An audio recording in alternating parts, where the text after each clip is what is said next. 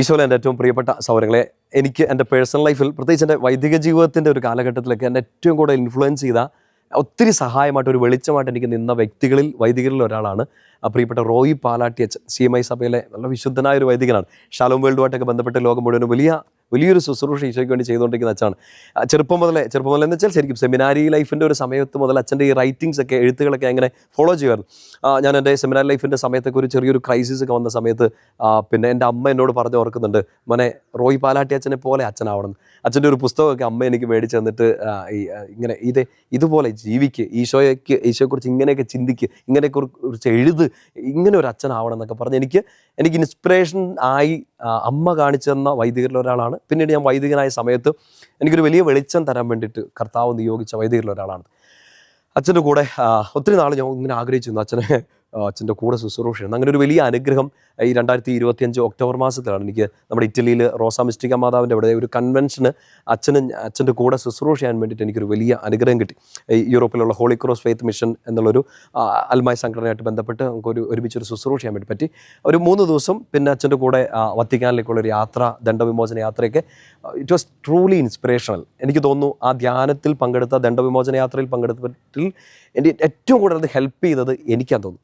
Actually ക്ലാസ്സുകൾ എടുക്കാൻ, ആരാധന നയിക്കാനൊക്കെയാണ് ഞാൻ പോയത്. പക്ഷേ അച്ഛൻ്റെ കൂടെ ഇരുന്ന ആ സമയങ്ങളൊക്കെ നമുക്കറിയത്തില്ലേ, ചില ആളുകളുടെ കൂടെയൊക്കെ നമ്മൾ പോകുമ്പോൾ നമുക്ക് കിട്ടുന്ന ഒരു 10 ദിവസമൊക്കെ ധ്യാനം കൂടിയൊക്കെ അനുഭവം, ചിലപ്പോൾ ഒരാളോട് ഒരു 5 മിനിറ്റ് സംസാരിക്കുമ്പോൾ, 5 മിനിറ്റ് ഒരാളെ കേട്ടിരിക്കുമ്പോഴൊക്കെ നമുക്ക് കിട്ടുന്നുണ്ട്. എനിക്കങ്ങനെ പലതവണ പലരിൽ നിന്നും കിട്ടിയിട്ടുണ്ട്, പ്രത്യേകിച്ച് റോയി പാലാട്ടി അച്ഛൻ്റെ അടുത്ത്.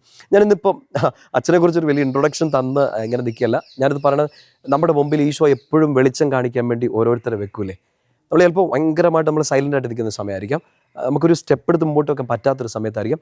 ഈശോയെ ശരിക്കും നിങ്ങൾ സ്നേഹിക്കുന്നുണ്ടെങ്കിൽ, ഈശോയിൽ കംപ്ലീറ്റ് ആയിട്ട് ട്രസ്റ്റ് ചെയ്യുന്നുണ്ടെങ്കിൽ, ഐ പ്രോമിസ് യു, എൻ്റെ ഒരു അനുഭവത്തിൽ നിന്ന് പറയാണ്, ഒരു മാലാഖയെ ഈശോ അയക്കും. ഞാനിപ്പോൾ റോയി അച്ഛനെ കണ്ട സമയത്ത് ഞാൻ അങ്ങനെ ഒരു ക്രൈസിസോ അങ്ങനത്തെ ഒരു ബുദ്ധിമുട്ടൊന്നുമല്ല.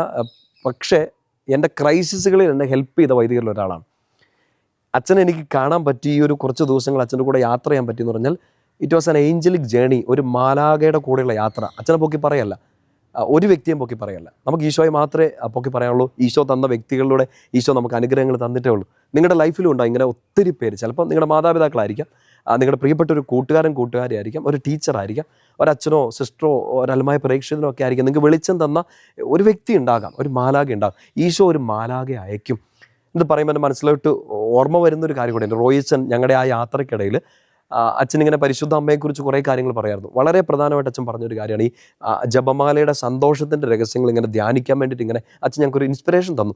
അതിനകത്ത് അച്ഛൻ പറഞ്ഞൊരു കാര്യമാണ് ഈ മംഗളവാർത്ത. നിങ്ങൾ ശ്രദ്ധിച്ചൊന്ന് മനസ്സിലാക്കണം കേട്ടോ. അച്ഛൻ പറഞ്ഞത് അതേപോലെ ഞാൻ റീപ്രൊഡ്യൂസ് ചെയ്യല്ല, ഞാൻ എൻ്റേതായ ഒരു ലാംഗ്വേജിൽ ഞാനതങ്ങ് പറയുകയാണ്. അച്ഛൻ പറഞ്ഞൊരു കാര്യം ഒരു ഓൾമോസ്റ്റ് ഇങ്ങനെയാണ്. അതായത് മംഗളവാർത്തയുടെ സമയത്ത് പരിശുദ്ധ അമ്മയുടെ അടുത്ത് ഇങ്ങനെ ദൂതൻ വരുന്നുണ്ടല്ലോ. ലൂക്കാ സുവിശേഷം 1-ാമത്തെ അധ്യായത്തിൽ നമ്മളിങ്ങനെ വായിക്കുന്നുണ്ട്. ഒരു ദൂതൻ വന്നു.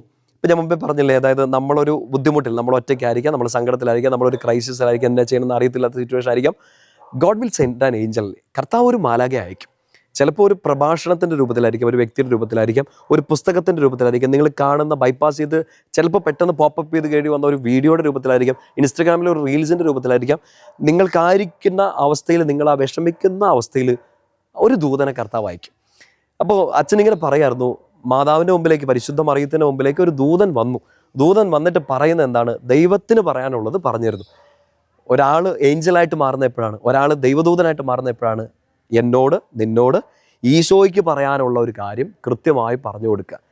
മാതാവിനോട്, പരിശുദ്ധ അമ്മയോട് ഇങ്ങനെ ദൂതൻ പറയാണ്, നീ ഭയപ്പെടേണ്ട, കർത്താവ് നിൻ്റെ കൂടെയുണ്ട്, ദൈവത്തിനെല്ലാം സാധ്യമാണ്, അത്യുന്നതൻ്റെ ശക്തി നിൻ്റെ മേൽ ആവസിക്കും എന്നൊക്കെ പറഞ്ഞൊരു കാര്യം, വലിയൊരു സന്ദേശം, വലിയൊരു ഗോസ്പൽ പറഞ്ഞു കൊടുക്കുകയാണ്. ഇതിൻ്റെ ക്ലൈമാക്സിൽ സംഭവിച്ചൊരു കാര്യത്തെ നമ്മളൊന്ന് ഫോക്കസ് ചെയ്യേണ്ടതുണ്ട്.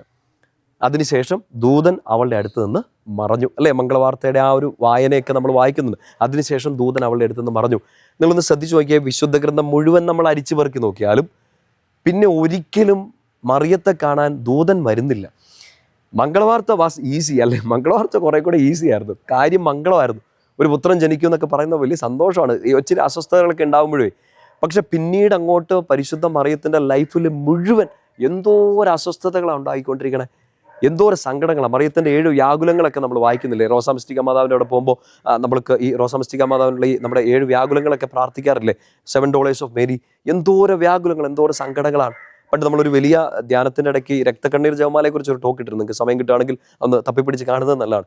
ഈ വ്യാകുലങ്ങളുടെ ഒരു സമയത്തും ദൂതനെ കാണുന്നില്ല. മംഗളവാർത്ത പറഞ്ഞിട്ട് ദൂതൻ മുങ്ങി. ദൂതൻ അവളുടെ അടുത്തുനിന്ന് പിന്നെ മറഞ്ഞു, പിന്നെ ഒരിക്കലും കാണുന്നില്ല.